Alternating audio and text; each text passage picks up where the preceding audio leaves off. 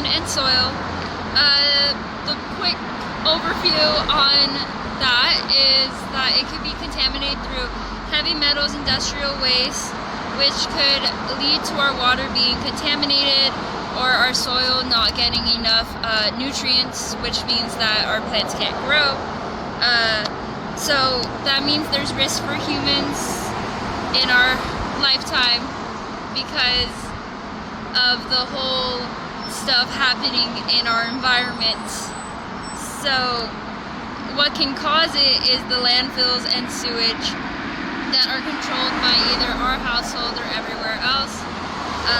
So there's other things that could release into the air, which is heavy toxins from factories, from oils, especially from the trash. So the human consequences that could occur is our human health, since there are cancers and nervous system damages that could happen during smelling in all that polluting air. So make sure that we're just keeping ourselves healthy and try to stay clear of all the areas that we could. This area right here is the Southgate transfer station, and it's operated by the Los Angeles County Sanitation District. It plays a vital role in the Los Angeles County's waste management by consolidating trash into larger loads for efficient transport to distant landfills, and it reduces the cost and diverting waste from landfills through its specific founding date wasn't typically founded. There was no date basically, but its functions basically highlights the modern ways to try to get away from the waste, the landfills of having piles of trash, and moving into trying to decompose it and break it down, which could release stuff into the air.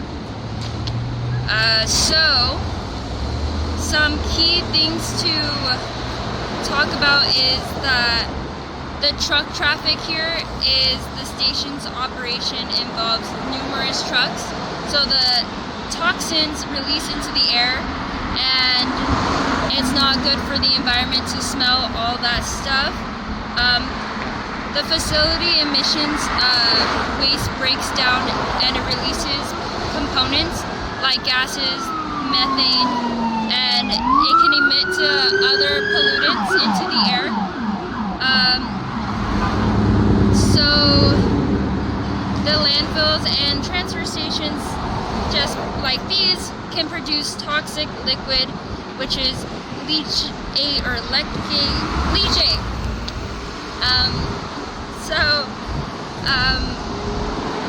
It can just contaminate the groundwater, and if not properly contained. We're gonna move on to the next location now. Welcome back. I'm here at the World Oil Enterprises. The history of this is that it started in 1940 with a self-service gas station with the founder Ernie Roth, and it became a family-known enterprise of a corporation, which has been a key part of the deep oil heritage in Southern California. The company grew from petro to where it's at now, with refining and recycling and distributing the various entities of oil. World Oil operates with oil refinery of 8,500 barrels of oil a day. Many companies like Chevron and Shell profit from this because of the high oil prices in recent times. Southgate is a community that is over 82% Hispanic and low income. It is of no shock that an oil company that emits harmful toxins to the air is established in such a community. Even just driving by the company, you can smell the terrible odor of all the toxins being in the air. It makes my stomach just turn when smelling it. This disgusting. But this is the norm for communities of color. Since there is little that they can do because of these big companies, however, that doesn't mean nothing is being done. Southgate has groups like the CDE, or better known as Communities for a Better Environment, which are composed of youth groups fighting for better air quality and green spaces.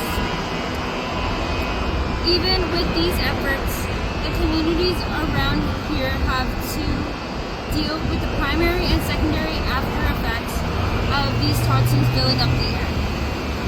These places cause a lot of pollution from chemicals like benzene, sulfur dioxide, and carbon monoxide, which have detrimental effects on the people's health.